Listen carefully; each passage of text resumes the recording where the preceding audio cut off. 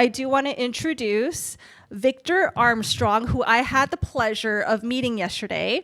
Victor is a nationally recognized mental health and equity leader with over 30 years in human services. He currently serves as vice president at the American Foundation for Suicide Prevention and advocates for marginalized communities. Can I get a round of applause for Victor Armstrong?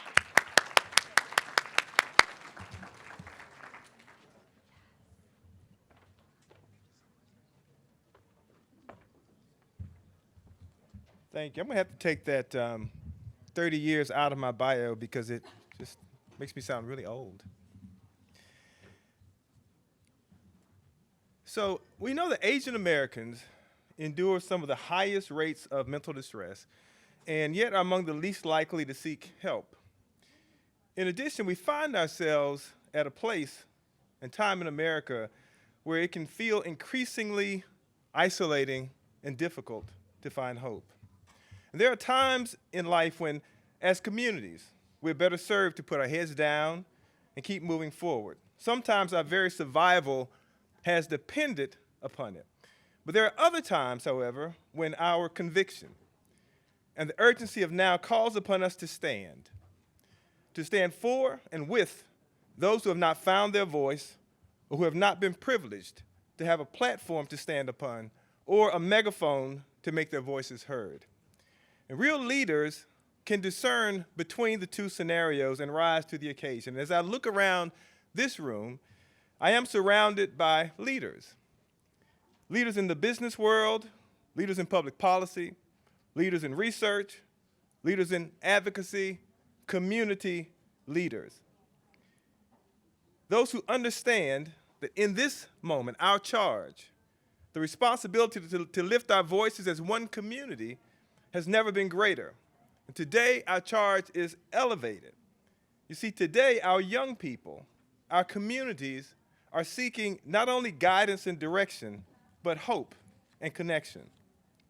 They're looking for something or someone to say to them, you are not forgotten, you are not alone. They're looking for leaders who will not only stand for them, but stand with them. Our young people need to know that we hear them and that we recognize their pain.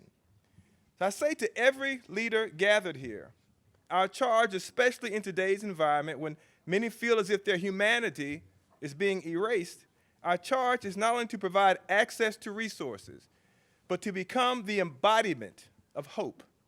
Hope for the afflicted and the addicted, for the marginalized and disenfranchised, for the voiceless, and hope for those who have been told by society that because of their race or ethnicity, their sexual orientation or gender identity, or their diagnosis, that they are flawed, that they are broken, or that their pain is somehow not real. Those who have been encouraged to mask their pain and to continue to perform at home, to perform in school, to perform in community, so as not to bring shame upon others. But as leaders, our charge is to build a sense of community that is welcoming and healing to all. Community is built upon relationship and connection. That connection may be the deciding factor in whether a parent whose child is expressing suicidal thoughts will dial 988 versus telling them to just be strong. That connection may be the difference in a young person choosing to call a helpline rather than suffer in silence. That connection may determine whether a young person feels safe in saying to their community, I need help. And it may very well be the deciding factor in whether that young person experiencing a mental health emergency will initiate contact with a mental health provider, or whether they are introduced to the mental health system via the back of a police car. Hope, connection is not dictated by politics or policy. It never has been. Hope is built and nurtured through relationships that are not abandoned due to political pressure or external threat. Relationships that are forged through a shared sense of consciousness, that whatever happens to you impacts me. Relationships that are bound through emotional identification, that feeling of belonging together.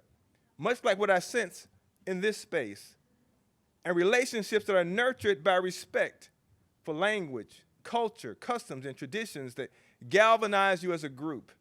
Shared hope woven together through relationship is the cornerstone of community.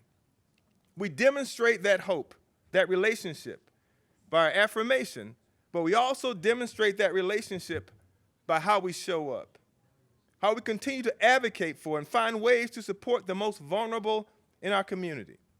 We continue to show up for those identifying as LGBTQ despite the removal of 988 funding for the LGBTQ option. We demonstrate that relationship by partnering to create resources that are culturally relevant and are relatable to the lived experience of those within the community that we serve, even when tradition dictates that we silence the voices of those who are different or needy, even when we are given permission not to care, or when to do so, to care for the disenfranchised, to recognize those struggling with anxiety, depression, psychosis, or suicidal thinking, may even place a target upon us, even within our own community. As my father, the pastor, would often quote from Galatians chapter 9 in his Sunday morning sermons, "Let us not become weary in doing good, for at the proper time we will reap a harvest if we do not give up." Our challenge, our opportunity, is to not only stay the course, but to elevate our cause. And to do so, we must redefine what it means to be strong. We must acknowledge that there is strength in vulnerability. We must recognize that there is no weakness in acknowledging that you are struggling mentally or emotionally. In order to make this a reality, we'll need to align with federal, state, and local government resources, holding ourselves and them accountable to every man, woman, and child who has ever suffered in silence from addictions or mental health challenges. And we must center those voices of those who have lived and continue to live with the pain of loss and the courage to fight the good fight every day, even when it feels like the enemy is life itself. Never has community been more important than it is today.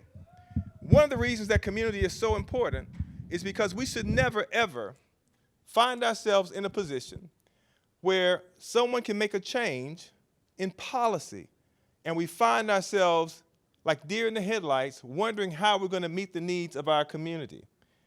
There is strength in community. Not only strength for those of us who have been around a while, but there's strength in community for those who are coming behind us.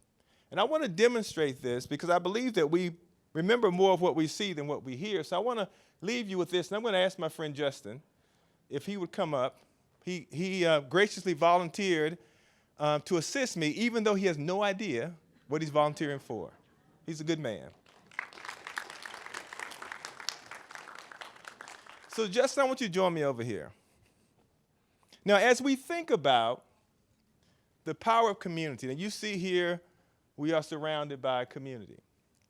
Now, let's say for the sake of this demonstration that you are someone who is struggling, you're hurting emotionally, and you want to find help, you want recovery. Now, you're standing here. Come over here with me a little bit. I promised you that I was not going to hurt you, so come on. So let's say for the sake of this example that you are struggling, you want to find help, but let's say you are here in this space, but your recovery is over there. And to get to that recovery, you've got to cover all of this space here. But in this space here, there's stigma. In this space here, there's discrimination.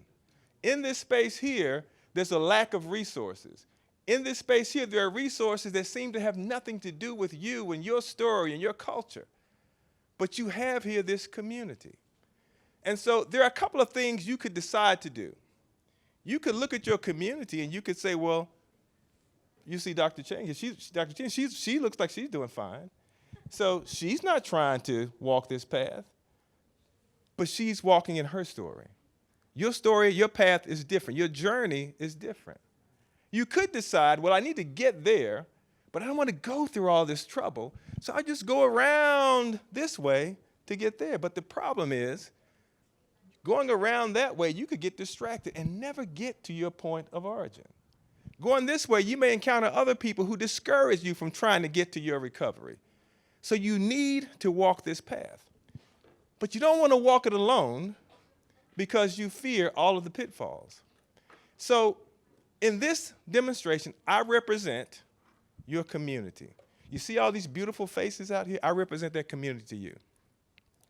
So if I represent your community and you are struggling and you need to get to your recovery, would you trust your community to get you through to your recovery? You want me to answer the question right now? Yes, unless you need a while to go think about it and come back. I think it kind of depends on how my community has been treating me and how my mental health issues has been treated by my community, right? Fair enough. So let's say, for the sake of this example, that I represent a very caring community. I represent a community that recognizes the importance of acknowledging vulnerability and acknowledging when people are having mental health struggles. So if I represent that community, then would you trust me to help you get to your recovery? Oh yeah, definitely. If I represent that caring community, would you be willing to lean on me as I get you to your recovery? If I represent that community, the community that has nurtured and cared for you from your birth, if I represent to you that community, would you allow me to carry you to your recovery? Well, I want you to lean on me.